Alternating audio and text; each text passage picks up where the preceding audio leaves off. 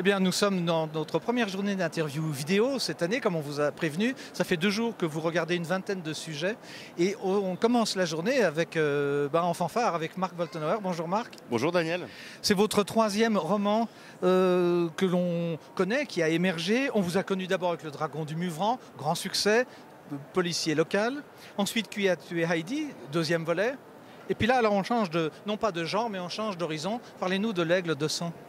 Oui, effectivement, l'Aigle de sang, du coup, ne se passe plus dans nos Alpes vaudoises, mais sur une île qui s'appelle Gotland, qui se situe dans la mer Baltique. Qui existe? Qui existe, absolument. Ah oui, parce que vous avez mis la carte. Ouais. Oui. Et non seulement elle existe, mais en fait, c'est aussi, depuis mon enfance, mon lieu de vacances, parce que mes grands-parents avaient acheté une vieille ferme sur cette île. Ma mère étant suédoise, donc j'y ai passé énormément de temps. Et c'était aussi une envie pour moi d'écrire un polar qui se passe sur cette île de Gotland. Mais par contre, on retrouve toujours le même inspecteur. Oui, on rappelle son nom qui m'échappe là. Andreas Auer. Oui, voilà. Donc c'est toujours le même inspecteur. Son couple est stable toujours? Alors c'est vrai qu'avec Qui a tué Heidi, on reste quand même sur une interrogation. Absolument. Puisque Michael... Mais on peut pas dévoiler alors. Est à l'hôpital et on ne sait pas exactement ce qui va se passer. Mais en tout cas, ce que je peux dire, c'est qu'on retrouve l'inspecteur Auer, il est à Gotland, avec son chien Minus. Oui. Mais la suite, on ne va pas trop la dévoiler. On ne va pas trop la dévoiler.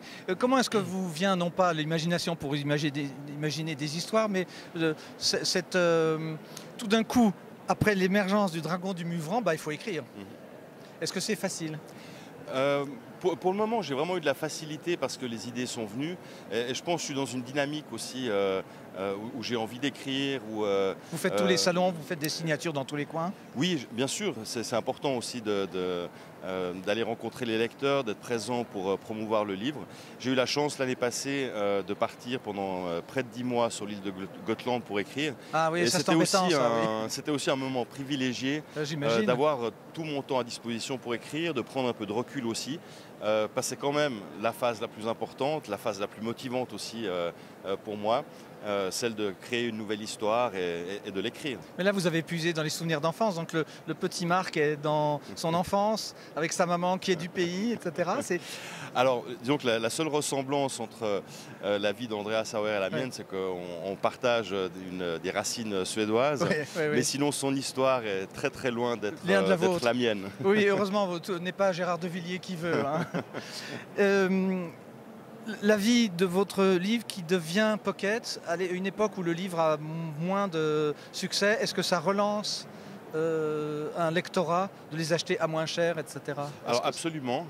Même en Suisse, où on se posait la question après le succès du Dragon du Muvran, comment allait se vendre le livre de poche, et en fait il s'est extrêmement bien vendu en Suisse. Mais principalement, je dirais, d'avoir des livres de poche aussi chez un excellent éditeur comme Pocket. C'est une excellente opportunité pour la France et ça a permis aussi, je pense, en France de faire connaître mes livres. Ah bah là, c'est le miracle de Slatkin et compagnie. On est bien chez Slatkin et compagnie? On y est extrêmement bien. Bon, vous n'êtes pas le seul. Je crois que Nicolas Feuze fait partie de cette joyeuse équipe de policiers. Dernière question, le policier est à la mode. Est-ce que c'est un moyen de faire lire les gens? Est-ce que c'est un sous-genre ou c'est une idée un peu éculée maintenant de dire que le polar c'est le roman de gare? Alors, je pense que c'est vraiment éculé comme idée. C'est un genre qui se lit beaucoup. C'est un genre aussi grand public. D'ailleurs, je le constate de par mes lecteurs. Il y a des très jeunes. L'autre jour, j'ai des jeunes adolescents de 13-14 ans qui sont venus m'acheter le Dragon du Muvran. C'est trop bien ça. Oui, parce qu'ils sont tous allés skier à Villars en passant par Grillon, non? Probablement. Mais effectivement, je pense que voilà, il y a un lectorat très large. Et puis je pense qu'au travers du polar, on peut aussi dire beaucoup de choses. Donc il y a bien sûr l'enquête policière, il y a des crimes, mais je pense qu'il y a aussi beaucoup de messages qu'on peut faire passer au travers d'un polar. Finalement, qu'on le veuille ou non, on exprime quelque chose au travers d'une image qu'on donne d'une société à un moment donné. Et comme en fait on a souvent affaire à des situations extrêmes au niveau humain, il y a quand même beaucoup de choses qui ressortent de ce niveau-là. Merci de vous être rendu disponible dès le saut du lit. Marc, on rappelle donc votre titre, L'Aigle de sang, Marc Woltenhauer chez Slatkin et compagnie. Et pour le sourire, on va faire juste un panneau vers Nicolas qui est à côté. Mais lui, Nicolas, on l'entend hier, la caméra va descendre à gauche. Et moi, je vous dis à tout à l'heure pour un autre sujet. Voilà.